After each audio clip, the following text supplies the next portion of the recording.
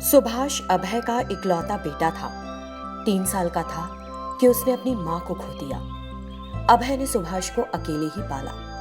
उसने उसे मां की कमी कभी महसूस नहीं होने दी। उसने अपना जीवन अपने बेटे के लिए समर्पित कर दिया।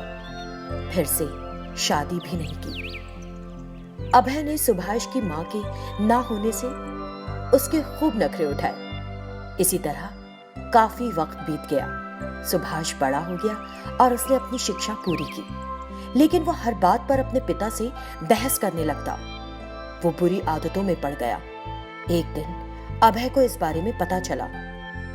सुभाष, मैंने तुम्हें नौकरी करने के लिए नहीं कहा था कि तुम आगे अपनी पढ़ाई जारी रख सको, लेकिन बेहतर होगा कि अब तुम नौकरी कर लो। इतनी कम उम्र में नौकरी करूंगा तो लाइफ कब एंजॉय करूंगा? जब मुझे लगेगा तब करूंगा नौकरी।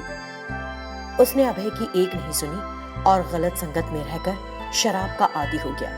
यहाँ तक कि घर पर भी बोतल लेकर आने लगा। एक सुबह उसने उठने की कोशिश की, लेकिन नहीं उठ सका। अभय उसे फौरन अस्पताल ले गया। वहां डॉक्टर ने बताया, आपके बेटे को शराब की लत पड़ चुकी है और उसने अपना लिवर खराब कर लिया है। फौरन लिवर ट्रांसप्लांट करना पड़ेगा। अभय ने अपने बेटे को अपना लीवर डोनेट कर दिया, लेकिन अपने बेटे को इस बारे में नहीं बताया। कुछ दिन बाद सुभाष ठीक हो गया। उसने फिर बुरी आदतें नहीं पाली। अभय के एक दोस्त के रेफरेंस से उसे एक नौकरी भी मिल गई, लेकिन अपने पिता के साथ उसका बर्ताव रूखा ही बना रहा।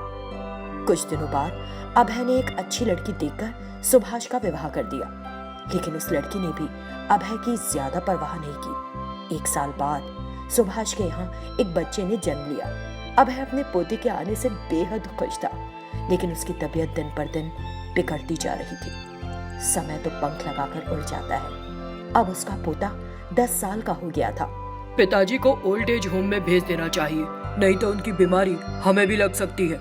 ये बात उसके बेटे राजू ने सुन ली। हम दादाजी को वहां क्यों छोड़ेंगे? वो हमारे साथ ही रहेंगे, हमारे साथ ही रहेंगे। राजू रोने लगा तो सुभाष अपने बेटे पर चिल्लाया और उसे वहां से भगा दिया। वो अपने दादाजी के पास रोता हुआ गया। दादाजी, आपकी तबीयत ठीक नहीं है तो किसी हॉस्पिटल में क्यों नहीं दिखाते? मेरे बेटे, मेरे शरीर में लिवर नहीं है, इसीलिए हॉस्पिटल जाने से ज्यादा फर्क नहीं पड़ेगा। क्यों दादाजी? मुझे समझ नहीं आया। लिवर न होने से आपका क्या मतलब है? प्लीज बताइए दादाजी, आपको मेरी कसम। जब तुम्हारे पापा 23 साल के थे ना, तब उनका लिवर खराब हो गया था और डॉक्टरों ने कहा था कि वो उसके बगैर जिंदा नहीं रह पाएंगे। मैं अपने बेटे के साथ ऐसा कैसे होने देता? इसलिए मैंने अपना लिवर दे दिया। तभी से मेरी सेहत ठीक नहीं रहती है। ईश्वर की कृपा है कि मैं तुम्हें देख पाता हूँ। दादाजी, ऐसे करते आपको डर नहीं लगा? मुझे लगा कि मेरे बेटे की जिंदगी से बढ़कर मेरे लिए क्या हो सकता है। सुभाष और उसकी पत्नी दरवाजे के पास ही खड़े थे। सुभाष को अपनी गलती और अपने पिता की उदारता और उसके लिए उनके प्यार का एहसास हुआ। वो अभय के पैरों में गिर पड़ा। पिताजी, मुझे माफ कर दीजिए। वो अपने पिता के सामने बहुत रोया। अगले ही दिन उसने अपने पिता को एक अच्छे अस्पताल में भर्ती कराया और हर तरह से उनकी देखभाल की। तब से उनका परिवार खुश रहने लगा। 6वें भाग में शेखर और चंद्रिका ने जादूगर की आत्मा जिस गड्ढे में कैद की थी उस पर एक कब्र बना दी और अपने घर को बंद करके वहां से चले गए। तब से वो शैतानों के साथ खुशी से रह रहे थे, लेकिन उनकी बदकिस्मती उन्हें वहां भी शांति से नहीं रहने देने वाली थी। हमें कहां पता होता है किस्मत हमारे जीवन में क्या मोड़ लाएगी। शेखर और चंद्रिका के जीवन में एक भयानक मोड़ आने वाला था। यानी शेखर ने अपना घर बंद कर दिया था और चंद्रिका के साथ जंगल में चला आया। कई दिनों के बाद मल्लेश नाम का एक चोर शेखर के घर के पास आया। मैं कई दिनों से इस घर को देख रहा हूँ। मैं इसके दरवाजे का ताला तोड़कर सारा पैसा, सोना और बाकी चीजें इस घर से निकाल लेता हूँ। उसने ताला तोड़ा और घर में घुस गया। पूरे घर की तलाशी ली, लेकिन उसे ना तो पैसे मिले और ना ही सोना।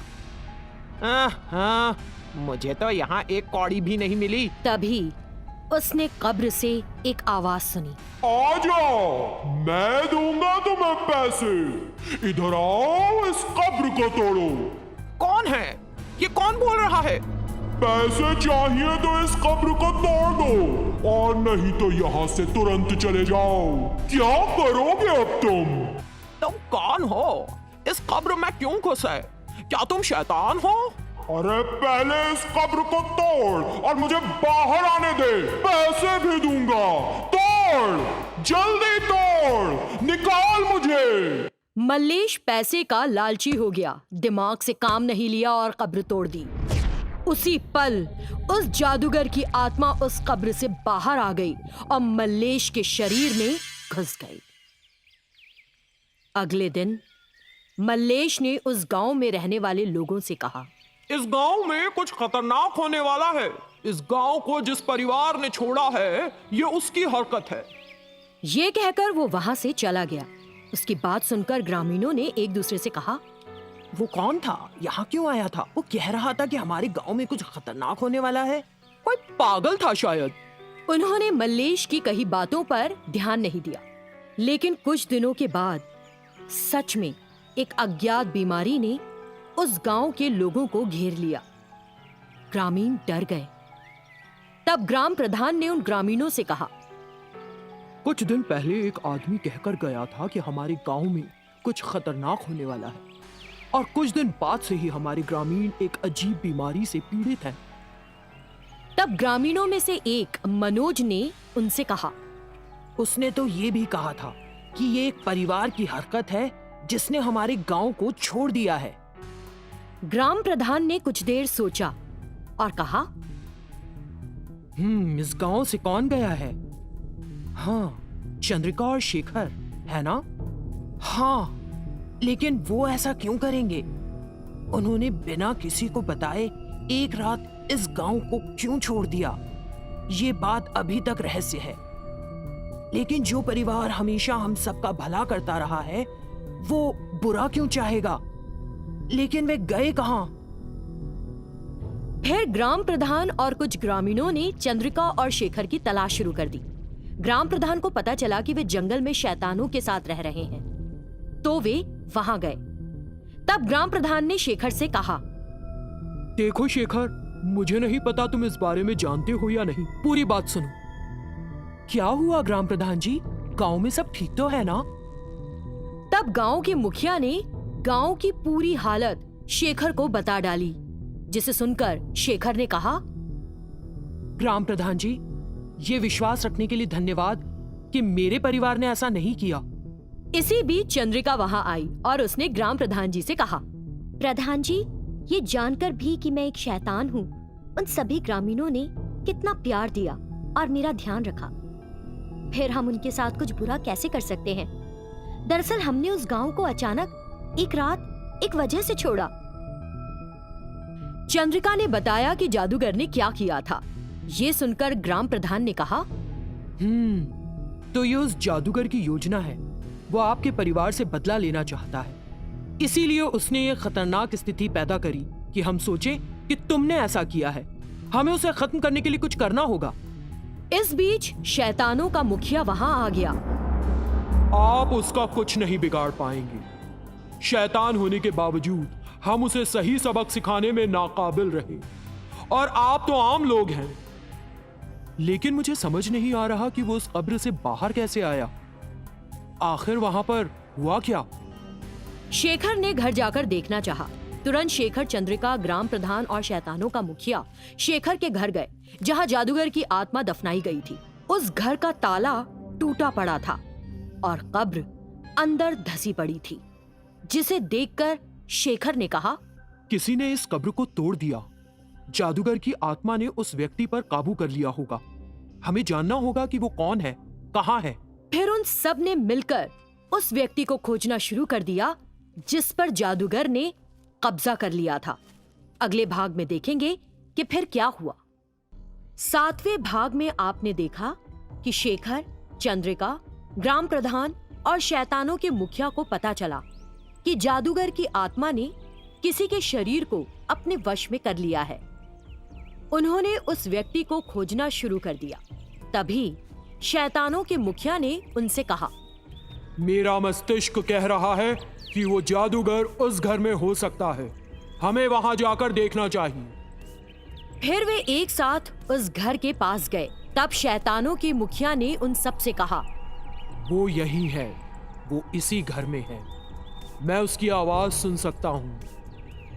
अगर हम एक साथ जाएंगे तो वो भाग भी सकता है। इसीलिए हाँ, बताइए। इसीलिए केवल तुम और चंद्रिका उसके पास जाओ, क्योंकि वो तुम दोनों से बदला लेना चाहता है। तुम दोनों वहां जाकर उसे समझाने की कोशिश करो। अगर वो तुम दोनों की बात समझता है तो हम उसे एक मौका और देंगे, वरना उसे खत्म करना है। चंद्रिका और शेखर घर में गए। घर में घुसते ही जादूगर ने उन्हें देख लिया। तुरंत जादूगर की आत्मा ने मल्लेश के शरीर को छोड़ दिया।